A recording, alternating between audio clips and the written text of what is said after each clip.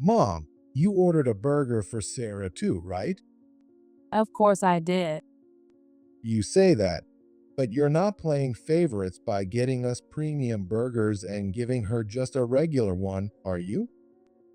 Everyone's getting a premium burger. Hey, Kevin.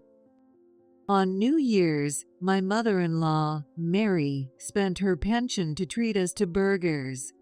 But without even looking at the food, Kevin started snapping at her. I tried to pull at his sleeve to stop him, but he wouldn't even look my way. It's always like this.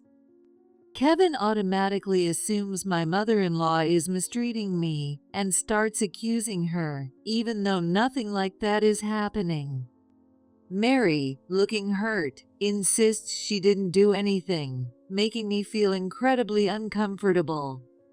Meanwhile, our kids just glance at the TV, wearing expressions that say, "Dad's talking nonsense again." Why did I ever marry such a stubborn man? No matter how many times I regret it, there's no real harm or justifiable reason for divorce, so I just have to deal with it. At the exact same moment I let out a sigh, Mary does too. Honestly, I get along with her better than I do with Kevin at this point. It's almost funny. But even then, I never imagined he would go on to do something truly outrageous. Sarah. For my 50th birthday, my son and daughter chipped in to buy me a coffee maker, and now I wake up excited every morning. I've always dreamed of starting my day with a strong cafe au lait made from an espresso machine, just like at a cafe. But Kevin doesn't drink coffee, and he always said it was an unnecessary luxury, so I had given up on the idea. Then, now that my kids are working adults, they told me, "Mom, it's time for you to enjoy life too," and pooled their money to get it for me. With their kindness added to the mix, it's easily one of the top 10 best gifts of my life. I feel lucky to have such sweet children, but Kevin, well, he's another story. What's that? Did you win it in a contest or something? That's what he said, completely serious, when he saw the coffee maker my kids had carefully chosen and given me on my birthday. It's for my birthday. Huh? But my birthday's next month. Exactly. Today is my birthday. At my deadpan response, Kevin's face visibly tensed. Just kidding. Like I'd forget my beloved wife's birthday. How weird though, I swear my present was supposed to arrive today too. He pulled out his phone and pretended to check something before quickly scurrying off to our bedroom. He was definitely about to place an order right now. Most likely, he'd pick whatever bouquet with sweets had the best reviews on Amazon. Even though I've told him I can't have fresh flowers because of my allergies, there's no way he remembers. Every year, he forgets my birthday, then rush orders something I don't even like and hands it to me with a smug face, as if saying, "I got you something fancy, so be grateful." Kevin is the kind of person who's hyper-aware of trends and public opinion, but completely oblivious to the people closest to him. It's not that he likes or dislikes me. He just assumes that whatever's popular must be something my family likes too. When our kids were little, he once waited in line from the crack of dawn on a release day to buy them a set of trading cards, just because they were a huge craze. But the kids had zero interest in them and just tilted their heads, wondering why their dad even got them. Or when they wanted to try making a fire on a camping trip, Kevin insisted on taking us to some big-name theme park instead because everyone loves it.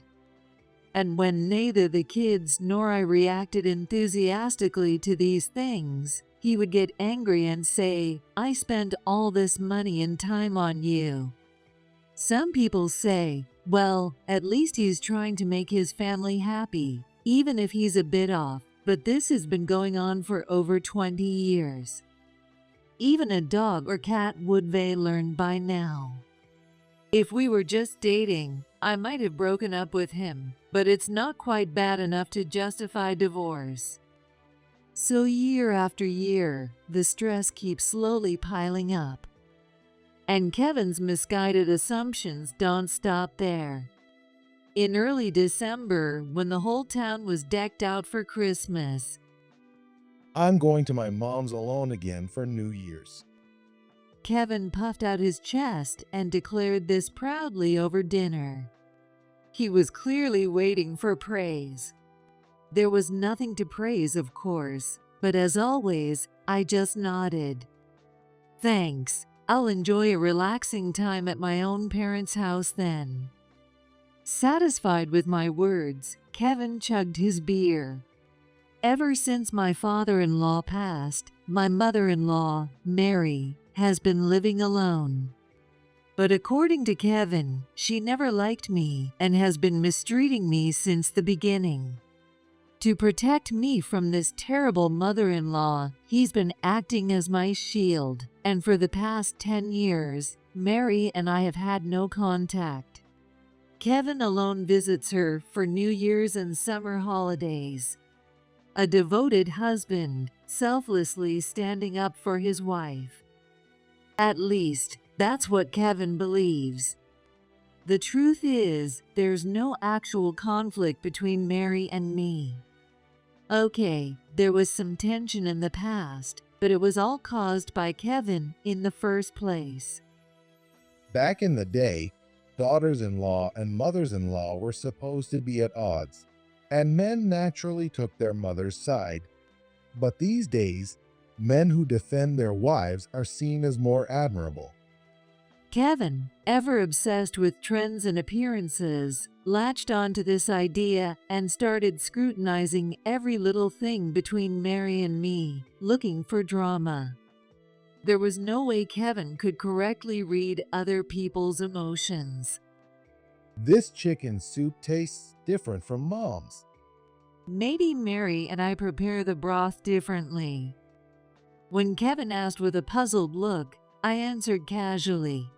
But that very night, he went to Mary and told her this. Sarah says your chicken soup broth is awful. Maybe you should learn from her. Then, during another visit to his parents' house, if there were fewer forks than people at the table, he'd start shouting.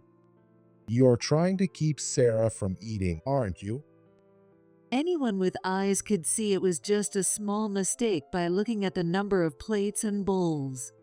But Kevin would huff and puff, as if he had just uncovered undeniable proof of mother-in-law harassment and berate Mary. Then he'd turn to me with a smug face, like he had just saved the day, making me look like the evil, ungrateful daughter-in-law. In the early days of our marriage, this left both Mary and me feeling suspicious of each other, creating a tense and uncomfortable atmosphere. But every time Kevin accused her of something, Mary would come directly to me and ask, I heard from Kevin that you didn't like such and such. Is that true? Thanks to that, I was able to explain what I had actually said before Kevin twisted it into something else. After doing this back and forth enough times, we realized neither of us harbored any ill intentions. The real problem was Kevin. Even when I told Kevin, Mary and I don't dislike each other. I've never had a problem with her, he didn't understand. Instead, he just gave me a saintly smile and said, "You don't have to pretend anymore." For 10 years, I tried to change Kevin's way of thinking, but it was pointless.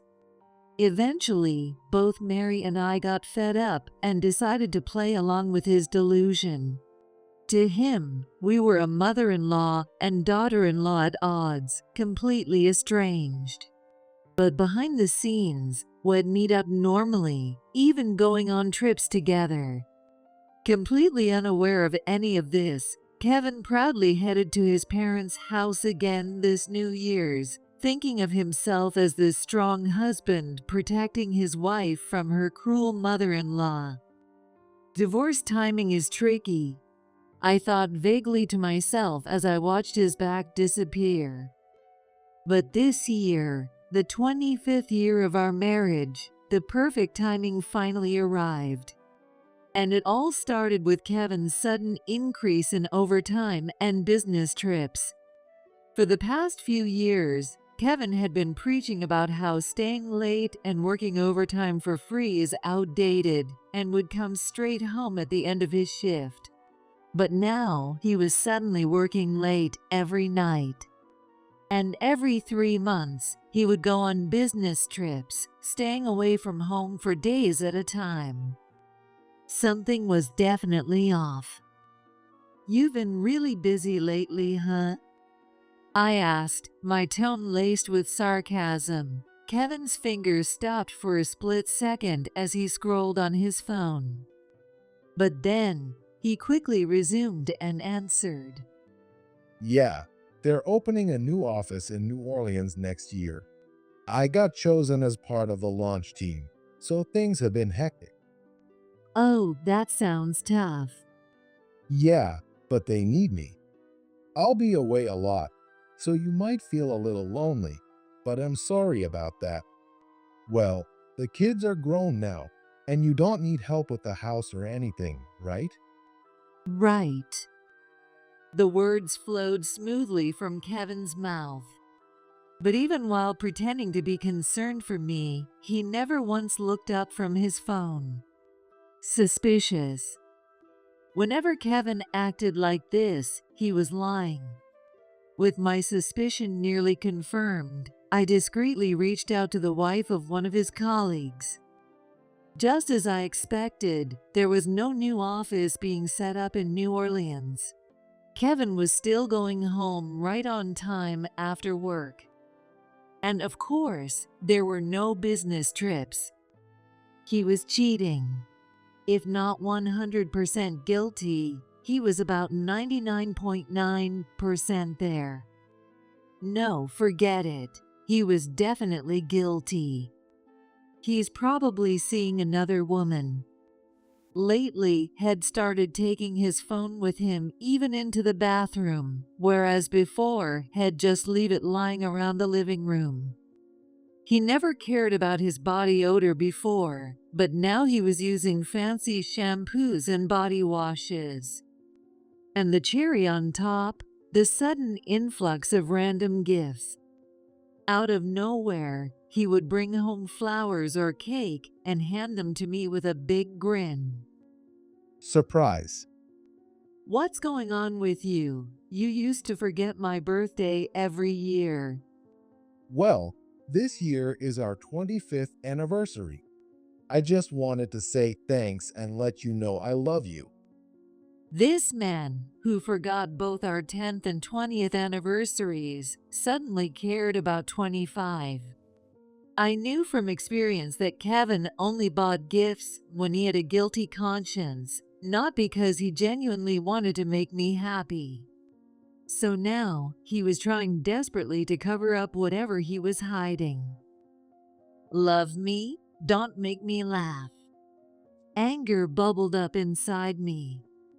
But at the same time, I felt relieved. At last, I had a reason for divorce that everyone would understand. Now, how should I take him down? As I prepared dinner for a husband who may or may not come home tonight, I started running through my divorce strategy in my head. But as life often goes, things didn't play out exactly as I had planned. Or rather, I underestimated just how unhinged Kevin really was. Before I could even execute my plan, things escalated faster than I ever expected. This year, just like every other, Kevin proudly announced that he would be heading to his parents' house alone for New Year's to play the role of the good husband. Then he gave me this explanation. I have a business trip right after New Year's, so I'll be flying straight from my mom's place to the job site. A business trip right after New Year's? It wasn't a common scenario, so I couldn't help but voice my skepticism. Kevin must have realized he had slipped up because he immediately started rambling in a panic. Oh, uh, the new office is opening in April, so it's a really busy time. And I also decided to spend time with my mom until January 4th this year. She's 77, you know? Even if you don't get along with her, she's still my only mother. I just want to be a good son while she's still around. I see.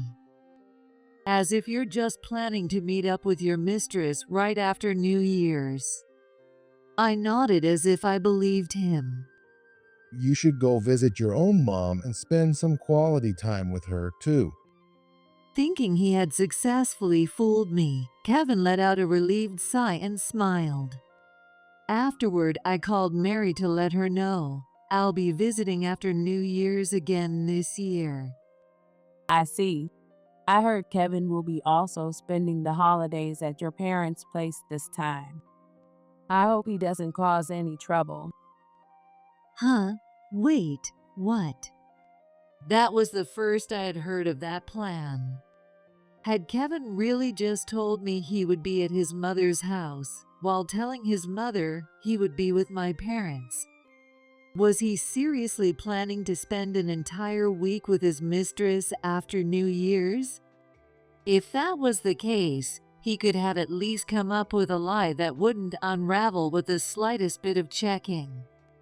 I was dumbfounded, but Kevin must have been so convinced that Mary and I hated each other that he never even considered we might still be in touch. Sarah? Mary looked at me curiously, waiting for my response. Why am I the one stressing over this when Kevin's the one who's guilty? As irritated as I was at the unfairness of it all, I couldn't let her find out about his affair just yet. I didn't want my plan to fall apart.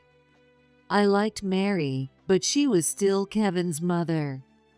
If she found out her son's marriage was in danger, who knew how she would react? Though I see, he's been really busy lately, so maybe he just forgot to tell me. Oh, is that so? I didn't like going along with Kevin's lies, so I kept my response vague. I'm really sorry he's so inconsiderate. Oh, by the way, there's somewhere I've been wanting to take you. A new shopping mall just opened up, and they have an all-you-can-eat dessert buffet I think you'd love. Oh, that sounds amazing. Mary, who knew way more about my tastes than my own husband, invited me out. I immediately made plans with her for January 7th, the same day Kevin had claimed he'd be on a business trip. While I was at it, I also looked up private investigators that operated during the New Year's holiday. Then, January 7th arrived. It was my shopping day with Mary, as well as the day Kevin was supposed to return from his fake trip back home and his fake business trip. I left the evidence gathering to the private investigator, and on the way to the shopping mall with Mary for the first time, I silently wished in my heart, may this finally be the end of Kevin and me. Then, after thoroughly indulging in the all-you-can-eat dessert buffet, I rubbed my overly full stomach while browsing through stylish shops. Mary found her favorite Haribo gummies and grabbed a bag to snack on in the car, carrying it happily in her hand. Then my bag vibrated, an incoming call. I pulled out my phone and saw the name on the screen, Kevin. Oh, it's Kevin. Mary said, reading the screen from beside me. The clock read 2 p.m. Wasn't he supposed to be home in the evening? Is his little affair already over? Not thinking too much of it, I answered, The next thing I heard was Kevin screaming at the top of his lungs, loud enough to distort the audio. Sarah, it's bad. Mom, Mom. What? His panic was so extreme, it sent a wave of tension through my body. Mom. She choked on a piece of candy and got rushed to the hospital in an ambulance. What Mary did?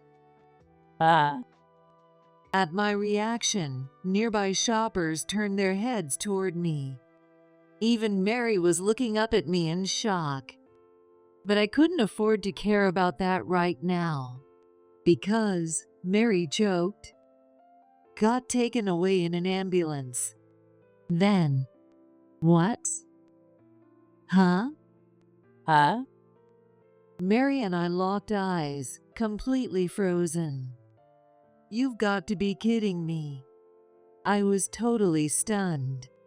I gently placed a hand on Mary's shoulder and led her out of the shop before switching my phone to speaker mode.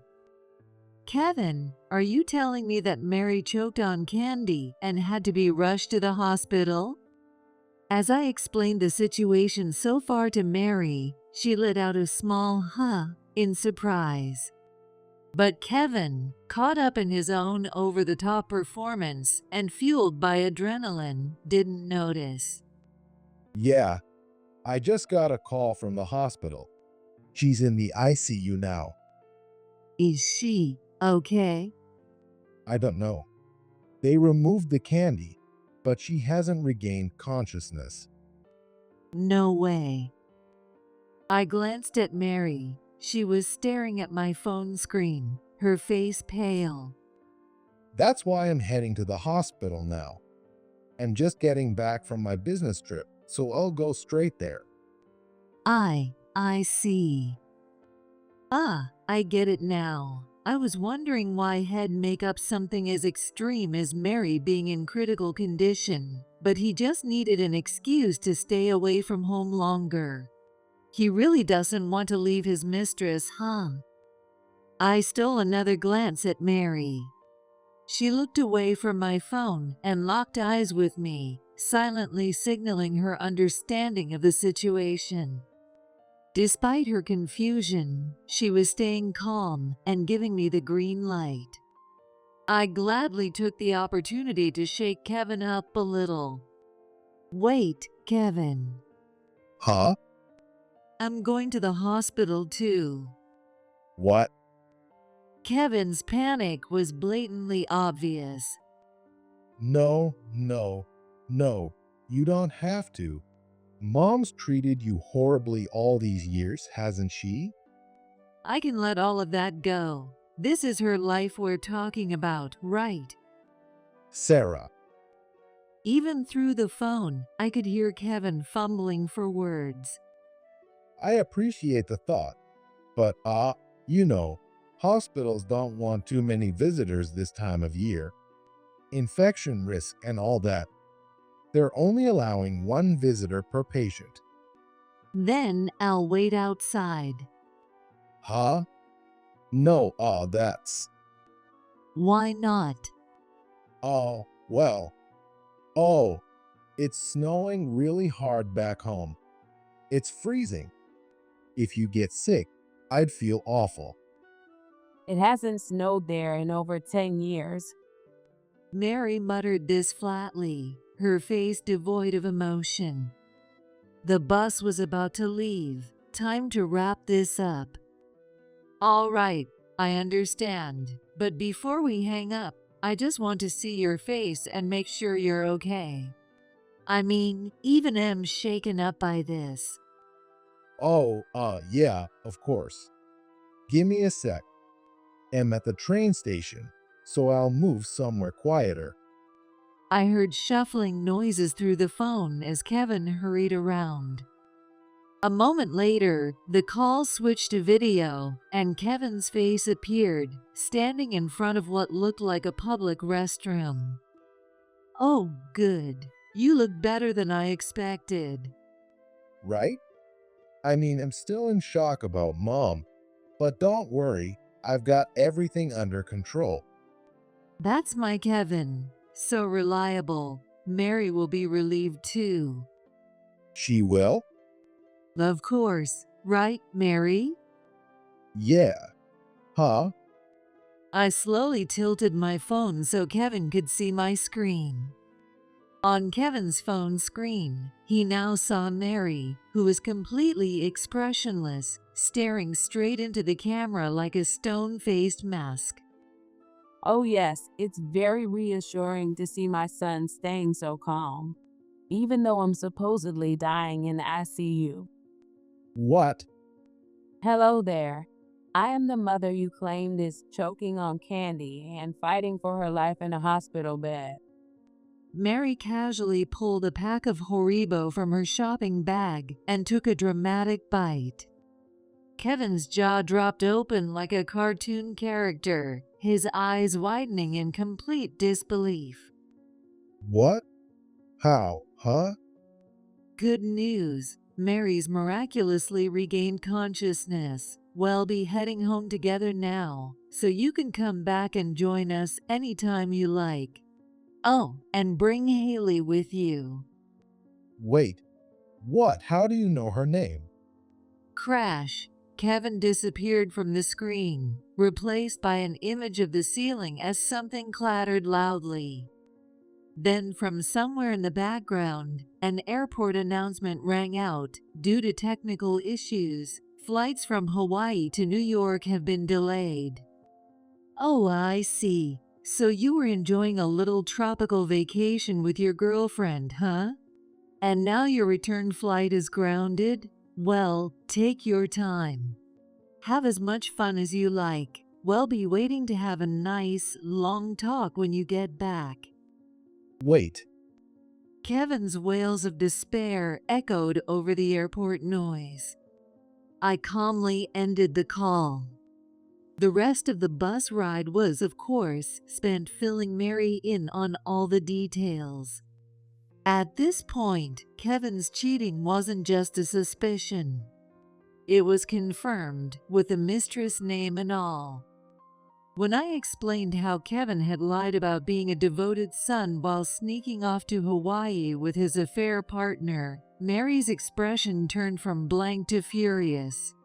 Then, looking on the verge of tears, she apologized to me. I never blamed her for Kevin's actions, but I did regret keeping his lies from her and having to break the truth like this. But, Mary, I have to say, the way you took a bite of that gummy bear, that was iconic. At that, she let out a teary-eyed laugh. The next day, Kevin finally managed to catch a flight home. When he walked into the living room, where Mary and I sat waiting in silence, he immediately launched into a desperate flurry of excuses. But no matter what he said, there was no way he could talk his way out of this. He had lied about his own mother's life to manipulate me. And he had done it right in front of her. How did you ever think a lie that bold would work? You really never imagined that Mary and I might actually talk to each other? But you and Mom don't get along. I thought you'd be happy if she was out of the picture. You really don't know a damn thing about me, do you? Even if we did hate each other, you think I'd be happy to hear she was on her deathbed? I'm sorry. Kevin shrank back, clutching his head in fear. What a fool. An absolute, irredeemable fool. We never had the kind of feud you imagined between Mary and me in the first place. We just pretended to dislike each other because it was too exhausting dealing with you constantly trying to stir up drama. Wait, no way. But she's my mother-in-law, and you're the daughter-in-law. Just because that's what your so-called common sense tells you doesn't mean it applies to us. That's awful. You two tricked me. I explained it to you over and over, but you were the one who kept brushing it off, saying, "Spare me the good daughter-in-law act." Oh, no. Kevin collapsed to the floor, trembling as I finally let out all my pent-up frustration. I still have plenty to say, but let's continue this conversation properly. I took a deep breath, pulled a business card from my bag, and slapped it onto Kevin's forehead. His fingers trembled as he peeled it off, his face instantly drained of color. A lawyer? Divorce proceedings tend to go more smoothly with a third party involved, don't you think? Divorce? Oh, and bring Haley along too. If you don't, I might have to pay a little visit to her workplace. No way. This has to be a joke. I'm nothing like you, Kevin. I don't lie. But I was a good husband, a good father. I took the kids on trips, bought them all the hottest toys. I even got you expensive gifts for your birthday and anniversaries. I put you before my mom, and just for one little mistake, you're divorcing me. Oh my God. How many times do I have to say it? Mary and I never had a problem with each other. I told you I'm allergic to fresh flowers, that I don't like sweets, that the kids wanted to go camping. But you never listened. Instead, you just trusted online reviews and trending articles over your own family. And let's not forget, you never once managed to get my birthday present on time. No. This is pointless. I have way too much to say, and it's not getting us anywhere. Anyway, I'm not coming back to this house. You're free to live here with your precious Haley, right, Mary? I turned to Mary. Even though I had just exploded and Kevin was practically cowering on the floor, she had been silently observing. Finally, she let out a small sigh. Do whatever you want. As for me, I'm just going to pretend I never had a son. What? Mom? Kevin looked at Mary in sheer disbelief. But I was the one who couldn't believe it. How did you ever think using your own mother's life as an excuse to cover up your affair was forgivable? Did you think I wouldn't be hurt by that? That's not what I. Did some article on your precious internet tell you that a mother forgives anything her child does? Sorry to disappoint you, but I must be different from the average mother. Well, Yesterday, your mother choked on that candy and passed away, all thanks to her ungrateful son. no. No. I never want to see your face again. No. Kevin let out a wretched cry and curled up on the floor. Seems he finally understood the gravity of what he'd done. But he still hadn't even uttered a single word of apology. I felt not a shred of sympathy for him. You crossed a line no decent person should ever cross. If only you had spent half as much effort actually listening to us instead of obsessively reading internet gossip, maybe things wouldn't have come to this. I'm sorry. Ignoring Kevin's groaning, I placed my house keys on the table. Then, supporting Mary by the arm, I turned toward the door. Not even a hint of regret held me back. 3 months later, I was officially divorced from Kevin. I had overwhelming evidence of his infidelity, making it an easy victory. As for Haley, she couldn't run away since she was caught at work, so she surrendered early. Kevin finally got his divorce, but he didn't end up with Haley, not because I interfered, but because Kevin was trying to quit his job. For the days he had pretended to be on business trips, he had actually taken leave by lying to his company, saying his mother was seriously ill or that I was in bad health. Even though they found it a bit suspicious, Kevin, as their manager, had told them, "A company that values family over work will benefit you all in the long run. so his subordinates ended up covering his workload for him. And then came this betrayal. Word quickly reached upper management, and Kevin was demoted. His co-workers' attitudes toward him turned icier than the winds of Siberia, leaving him stuck in a living hell. For someone who loved online gossip so much, he should have known that cheaters, both men and women, have been getting slammed by public opinion lately. But of course, he had only ever absorbed what was convenient for him. And as for Haley, once she realized Kevin, a 52-year-old man, was hinting at wanting to quit his job and freeload off a woman 15 years younger, even her love-struck delusions shattered. Well, at least she paid the settlement money, and she did give me the final push I needed to leave Kevin, so I wasn't about to hound her any further. Of course, with both Haley and I abandoning him, Kevin completely panicked. I had already moved far away, so I was safe. But Mary, who was still at the old family home, had to endure multiple desperate visits from Kevin. Still, she never forgave him. Eventually, Mary's younger daughter and her husband took her in, helping her move to an apartment near their home. Since they lived several states away, Kevin couldn't easily track her down. With nowhere else to turn, he tried pleading with our son and daughter. But after years of his nonsense, they shut him down instantly, saying, "You brought this on yourself. There is no way we're ever living with you again." And that was that. Kevin finally realized he had screwed up, but it was far too late. With no one left to rely on, and unable to quit his miserable job, he was forced to endure his personal hell. This was the fate of a man who blindly chased trends and selfish desires, never once cherishing what actually mattered. 3 years later. Sarah, look at this. Look how many strawberries they put on top. Wow, I want one too.